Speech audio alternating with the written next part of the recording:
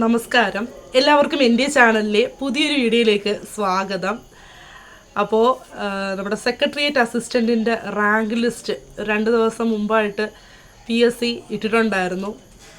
അപ്പം secretariat assistant എന്നൊക്കെ പറയുന്നത് എന്നെ സംബന്ധിച്ചിടത്തോളം എനിക്ക് അതിൻ്റെ റാങ്ക് ലിസ്റ്റിൽ എവിടെയെങ്കിലും ഒന്ന് വന്നിരുന്നെങ്കിലെന്ന് ആഗ്രഹിച്ചിരുന്ന സമയമുണ്ടായിരുന്നു. ഇപ്പോഴും ആഗ്രഹമില്ലെന്നല്ല കേട്ടോ. പക്ഷേ മെയിൻ ലിസ്റ്റിൽ എനിക്ക് ഇടം പിടിക്കാൻ പറ്റിയില്ല. ഞാൻ ഷോർട്ട് ലിസ്റ്റ് വന്നപ്പോഴേ നിങ്ങളടുത്ത് പറഞ്ഞിട്ടുണ്ടായിരുന്നു ഏതോ വീഡിയോയിൽ. ഞാൻ സപ്ലിമെൻ്ററി ലിസ്റ്റിലാണുള്ളത്, ഈഴവ സപ്ലി ലിസ്റ്റിലാണുള്ളത്. മെയിൻ ലിസ്റ്റിൽ ഇടം പിടിക്കാതെ പോയതിൽ വിഷമം ഉണ്ടോ എന്ന് ചോദിച്ചാൽ ഇപ്പം നിലവിൽ വിഷമമില്ല എന്ന് പറയുന്നില്ല. പക്ഷെ ഇപ്പം നല്ലൊരു പോസ്റ്റിൽ വർക്ക് ചെയ്തുകൊണ്ടിരിക്കുന്നത് കൊണ്ട് അത്രത്തോളം വിഷമമില്ല, ഒരു ഓക്കെ മോഡാണ്. എന്തായാലും ആദ്യം റാങ്ക് പറഞ്ഞേക്കാം. എൻ്റെ ഈഴവ സപ്ലി ലിസ്റ്റിൽ 75 എൻ്റെ റാങ്ക്. ഒരു കാര്യവും ഇല്ലാത്തത് റാങ്കാണെന്ന് നന്നായിട്ടറിയാം. ഈഴവ സപ്ലി ലിസ്റ്റാണ്, വിളിക്കത്തില്ല ഒരിക്കലും എന്തായാലും. എന്നാലും ആ റാങ്ക് ലിസ്റ്റിൽ എൻ്റെ ഒരു പേര് ഇടം പിടിച്ചിട്ടുണ്ട്. അത് വലിയൊരു സന്തോഷമുള്ളൊരു കാര്യമാണ്. സെക്രട്ടേറിയറ്റ് അസിസ്റ്റൻ്റ് പോലെ ഇത്രയും നമ്മളൊരു ഒരു PSC പഠിക്കുന്ന ഒരാൾക്ക് ഏറ്റവും വലിയൊരു ബിഗ് അച്ചീവ്മെൻറ്റ് പോലെ നമ്മൾ ഇപ്പോൾ KS ഒക്കെ കഴിഞ്ഞ് കഴിഞ്ഞാൽ നമ്മളെ മനസ്സിലുള്ളത് സെക്രട്ടേറിയറ്റ് അസിസ്റ്റൻറ്റ്, യൂണിവേഴ്സിറ്റി അസിസ്റ്റൻറ്റ് പോലുള്ള ഗ്ലാമറസ് പോസ്റ്റുകളാണ്. ഇപ്പോൾ അതിൽ ആ ഒരു പോസ്റ്റിൽ ഒരു റാങ്ക് ലിസ്റ്റിൽ സപ്ലിയിലെങ്കിലും ഇപ്പം മെയിൻ ലിസ്റ്റിൽ ഞാൻ ഈ ലിസ്റ്റിലേ ഇല്ലായിരുന്നെങ്കിൽ ഇപ്പം മനസ്സിൽ തോന്നിയതിനായിരുന്നു സപ്ലിയിലെങ്കിലും വന്നിരുന്നെങ്കിലെന്ന്. അപ്പം അതുകൊണ്ട് സന്തോഷമാണ് വന്നതിൽ. പിന്നെ എൻ്റെ ഓർമ്മ ശരിയാണെങ്കിൽ 160 പേരെങ്ങാണ്ടാണ് ഈഴവ സപ്ലി ലിസ്റ്റിലുള്ളത്. അതിൽ 75 എൻ്റെ റാങ്ക് എന്ന് പറയുന്നത്. ഈഴവ സപ്ലി ലിസ്റ്റിൽ 75 എൻ്റെ റാങ്ക് എന്ന് പറയുന്നത്. ഇപ്പം 160 പേരിൽ 75 അങ്ങനെ നോക്കിയാൽ മതി. 900 സംതിങ് പേരെങ്ങാണ്ട് മെയിൻ ലിസ്റ്റിലുണ്ടെന്ന് തോന്നുന്നു. പിന്നെ അറിയാവുന്ന കുറേ പേരുണ്ട് കേട്ടോ ലിസ്റ്റിൽ.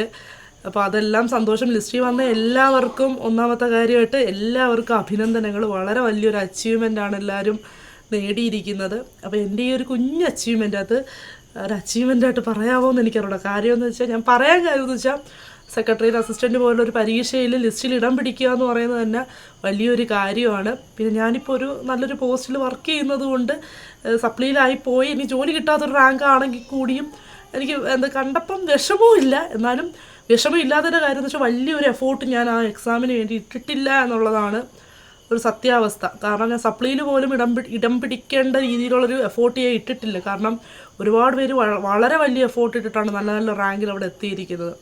എന്തുകൊണ്ടോ എൻ്റെ സാഹചര്യമൊക്കെ കൊണ്ടോ അന്നത്തെ എന്തൊക്കെയോ കാര്യങ്ങളും കൊണ്ട് എനിക്ക് വലിയൊരു ശ്രദ്ധ സെക്രട്ടറി അസിസ്റ്റൻ്റ് എക്സാമിന് പ്രിപ്പറേഷൻ കൊടുക്കാൻ പറ്റിയിട്ടില്ല. അപ്പോൾ അതുകൊണ്ടൊക്കെ കൂടിയായിരിക്കും സപ്ലിയിലും ആയിപ്പോയത്. എന്തായാലും നമ്മുടെ പഠിത്തത്തിൻ്റെ ലെവൽ കുറയുമ്പോഴാണല്ലോ നമ്മൾ ബാക്കിലോട്ട് പോകുന്നത്. അതാണ് ഇവിടെ സംഭവിച്ചത്. അപ്പം ഞാൻ ഒരുപാട് നല്ല എഫോർട്ട് ഇട്ടിട്ട് ഇപ്പം ഞാനിത് സപ്ലിയിലായിരുന്നെങ്കിൽ ചിലപ്പോൾ എനിക്ക് നല്ല വിഷമം തോന്നിയേനെ. പിന്നെ എൻ്റെ എഫോർട്ട് കുറവായതുകൊണ്ട് തന്നെയാണ് ഞാൻ സപ്ലിയിൽ വന്നത്. അതെനിക്ക് വ്യക്തമായിട്ട് അറിയാവുന്നതുകൊണ്ട് എനിക്ക് വലിയ വിഷമമോ കാര്യങ്ങളോ ഒന്നും ഇല്ല. പിന്നെ എന്തൊക്കെയോ പറയണമെന്നുണ്ടായിരുന്നു.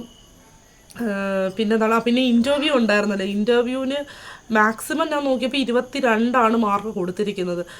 30 തോന്നുന്നു കേട്ടോ മാക്സിമം മാർക്ക്. 25 തോന്നുന്നു മാക്സിമം മാർക്ക് വരുന്നത്. അപ്പം 22 മാക്സിമം ഏറ്റവും ഹയസ്റ്റ് ആയിട്ട് കൊടുത്തിരിക്കുന്ന മാർക്ക്. എനിക്ക് ഇൻ്റർവ്യൂവിന് 21 തന്നിട്ടുണ്ട്. ഇനി സപ്ലിയിലായി പോയത് കൊണ്ടാണ് അങ്ങനെ തന്നേന്ന് എന്തോ അറിയത്തില്ല. എന്തായാലും 21 തന്നിട്ടുണ്ട്. കാരണം പക്ഷേ എനിക്ക് ഇപ്പം ഞാൻ വർക്ക് ചെയ്തുകൊണ്ടിരിക്കുന്ന കേരള ബാങ്കിൻ്റെ അസിസ്റ്റൻറ്റ് മാനേജറിൻ്റെ ഇൻ്റർവ്യൂവിന്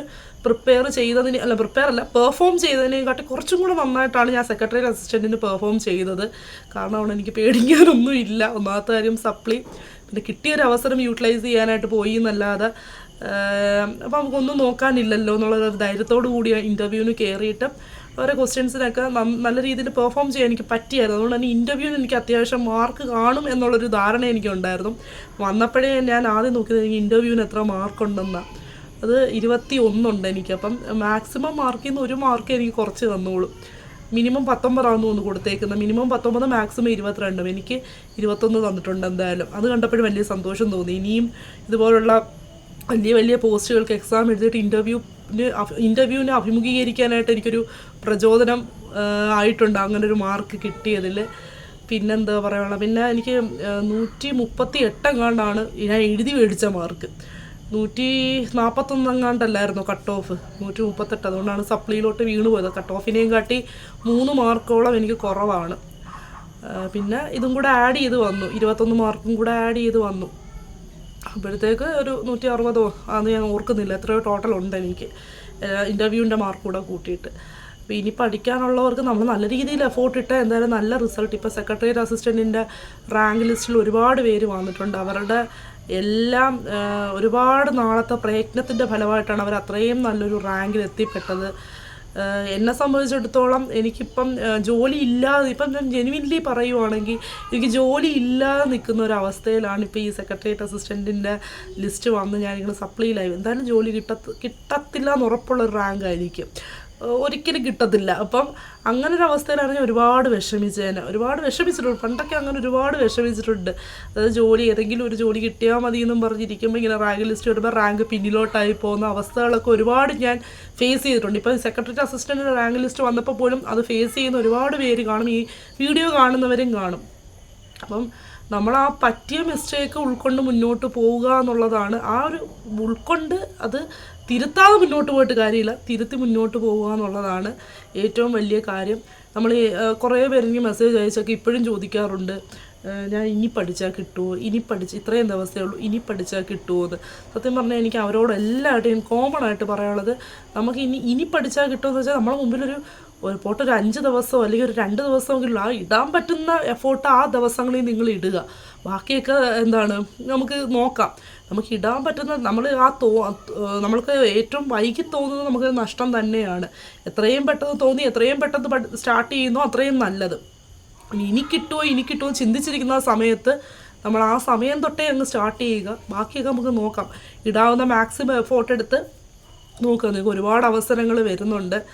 പിന്നെ എനിക്ക് വേറൊരു കാര്യം പറയാനുള്ളത്, നമ്മളെ ടെലഗ്രാം ചാനൽ അറിയാലോ, ആരതിയായിരുന്നു പറഞ്ഞ ടെലഗ്രാം ചാനൽ ഇപ്പോഴും എനിക്കുണ്ട്. അതിൽ ഞാനിപ്പോൾ കറണ്ട് അഫയേഴ്സൊക്കെ കുറച്ച് നോക്കുന്നതിൽ കുറച്ച് പിന്നിലോട്ടാണ്. അപ്പോൾ ഇനി മുന്നോട്ട് എന്തെങ്കിലുമൊക്കെ നല്ല പോസ്റ്റൊക്കെ വരുമ്പം എക്സാം എഴുതണമെങ്കിലും കറണ്ട് അഫയേഴ്സ് അപ്ഡേറ്റ് ചെയ്ത് പോകേണ്ട വലിയൊരു അത്യാവശ്യമാണ്. അപ്പോൾ എൻ്റെ ആ ഒരു കാര്യം കൂടെ പരിഗണിച്ചും പിന്നെ നിങ്ങൾക്ക് ഒരു ഹെൽപ്പ് ആവട്ടെ എന്ന് കരുതിയിട്ട് നമ്മുടെ കറണ്ട് അഫയേഴ്സ് ചാനലിൽ കറണ്ട് അഫയേഴ്സ് അല്ല, നമ്മുടെ ആരതി ആയെന്ന് പറയുന്ന ചാനലിൽ വേണമെങ്കിൽ ഞാൻ കറണ്ട് അഫയേഴ്സിനായിട്ട് പ്രത്യേകം ഒരു ചാനൽ, അത് പെയ്ഡോ ഒന്നും അല്ല കേട്ടോ, പെയ്ഡൊന്നും ഞാൻ തുടക്കത്തില്ല, ഇനി പെയ്ഡൊന്നുമല്ല, ഫ്രീ ആയിരിക്കും, അബ്സല്യൂട്ട്ലി ഫ്രീ ആയിരിക്കും. അപ്പം അങ്ങനൊരു ചാനലോ അല്ലെങ്കിൽ ആരതി ആരെന്ന് പറഞ്ഞ ചാനലിൽ തന്നെയോ കറണ്ട് അഫയേഴ്സിന് വേണ്ടിയിട്ട്, അതായത് കറണ്ട് അഫയേഴ്സ് നോട്ട്സ് നിങ്ങൾക്ക് ഷെയർ ചെയ്തുകൊണ്ട് പോൾസ് ഇടുന്ന രീതിയിൽ എന്തെങ്കിലും ഒന്ന് സ്റ്റാർട്ട് ചെയ്യണമെന്ന് എനിക്ക് ഭയങ്കര ആഗ്രഹമുണ്ട്. അപ്പോൾ ഉടനെ തന്നെ അത് സ്റ്റാർട്ട് ചെയ്യും. കാരണം എൻ്റെ ഒരു പഠിത്തത്തിനും കാരണം ഞാനൊരു കാര്യം ഇപ്പോൾ സ്റ്റാർട്ട് ചെയ്ത് കഴിഞ്ഞാൽ അത് ഇങ്ങനെ മുടക്കമില്ലാതെ പൊയ്ക്കൊണ്ടിരിക്കുമ്പോൾ എനിക്കും അത് അപ്ഡേറ്റായി പോകും, നിങ്ങൾക്കും അത് വലിയൊരു ഹെൽപ്പാവും കറണ്ട് അഫയേഴ്സിൻ്റെ കാര്യത്തിൽ. അപ്പോൾ അത് ഞാൻ ഇങ്ങനെ ആലോചിക്കുന്നുണ്ട്. അപ്പോൾ എന്തായാലും കറണ്ട് അഫെയർ നമ്മുടെ ആരതിയാനെന്ന് പറഞ്ഞ ചാനലിൻ്റെ ടെലഗ്രാം ചാനൽ ലിങ്ക് ഞാൻ ഇതിനകത്ത് കൊടുത്തേക്കാം. അപ്പം നിങ്ങൾ ടെലഗ്രാം ചാനൽ എന്തായാലും ജോയിൻ ചെയ്യുക.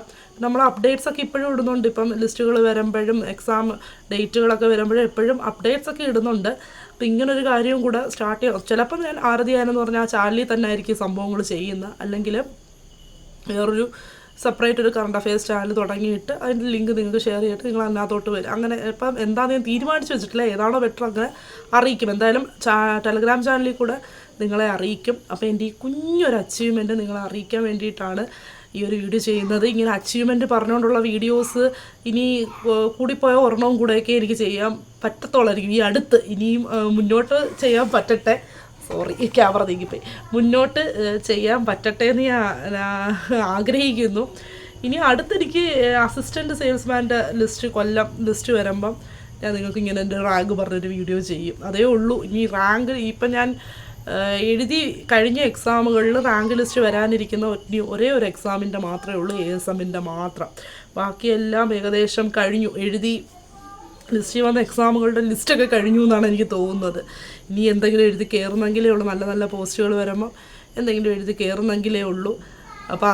അപ്പം അതിനി എന്നാന്ന് പറഞ്ഞാൽ ജൂണിലാണെന്ന് തോന്നുന്നു ASM കൊല്ലം എക്സ്പയർഡ് ആവുന്ന ലിസ്റ്റ് നിലവിൽ. അന്നായിരിക്കും, അതിൻ്റെ പിറ്റേന്നങ്ങാണമായിരിക്കും വരുന്നത്. അപ്പോൾ അതന്ന് ചെയ്യാം. പിന്നെ ഈ കുഞ്ഞൊരു അച്ചീവ്മെൻറ്റ് ഒട്ടും അങ്ങനെ പൊലിപ്പിക്കാൻ പറ്റിയ ഒരു അച്ചീവ്മെൻറ്റേ അല്ല. പക്ഷെ എൻ്റെ മൈൻഡിലെന്ന് വെച്ചാൽ സെക്രട്ടേറിയറ്റ് അസിസ്റ്റൻറ്റ് പോലെ ഒരു എക്സാമിൻ്റെ സപ്ലി ലിസ്റ്റിൽ, ആ ലിസ്റ്റിൽ ആ ഒരു ലിസ്റ്റ് എടുക്കുമ്പം എൻ്റെ പേര് സെർച്ച് ചെയ്യുമ്പോൾ ആ ലിസ്റ്റിൽ എൻ്റെ പേര് കാണാൻ പറ്റും. അത് തന്നെയാണ് എനിക്ക് ഏറ്റവും വലിയ സന്തോഷം. ആ ഒരു സന്തോഷം നിങ്ങളുമായിട്ട് അറിയിക്കാൻ വന്നതാണ്. ഒരുപാട് വലിയ റാങ്ക് മേടിച്ച് ഇപ്പോൾ ഉടനെ തന്നെ സെക്രട്ടറി അസിസ്റ്റൻ്റായിട്ട് കയറുന്ന ഒരുപാട് എഫോർട്ട് എടുത്ത് പഠിച്ച ഒരുപാട് കൂട്ടുകാരുണ്ട്. അവർക്കൊക്കെ എൻ്റെ ആശംസകൾ. ഈ വീഡിയോ കാണുന്നുണ്ടെങ്കിൽ പ്രത്യേക ആശംസകൾ. ഇത്രയേ ഉള്ളൂ. അപ്പോൾ ഞാനിപ്പം ഇടുക്കി തന്നെയാണ്. ഞാനിപ്പം നമ്മുടെ വാഴ 2 സിനിമ കണ്ടിട്ട്, കട്ടപ്പനയിൽ പോയി വാഴ 2 സിനിമ കണ്ടിട്ട് ഇപ്പം ഇങ്ങോട്ട് വന്നതേ ഉള്ളൂ. അപ്പം ഈ ഒരു വീഡിയോ ഇടണം എന്ന് ഞാനിങ്ങനെ വിചാരിപ്പേ നടക്കത്തുള്ളൂ. ഓരോരോ ജോലികളിലോട്ട് മുഴുകി പോകുമ്പോഴത്തേക്ക് പിന്നെ ഇപ്പം ജിമ്മിലൊക്കെ പോകാനായിട്ട് റീസ്റ്റാർട്ട് ചെയ്തിട്ടുണ്ട്. അപ്പം അങ്ങനെയും ടൈം ഇപ്പം പോയിക്കൊണ്ടിരിക്കുക. അങ്ങനെ പോയിക്കൊണ്ടിരിക്കുന്നത്. അപ്പം ഉടനെ കാണാം. ഈ ഒരു കാര്യം പറയാനായിട്ട് ചെയ്ത വീഡിയോ ആണ്. ഉടനെ കാണാം എല്ലാവർക്കും. ബൈ. എല്ലാവരെയും ഉടനെ കാണാം. ബൈ.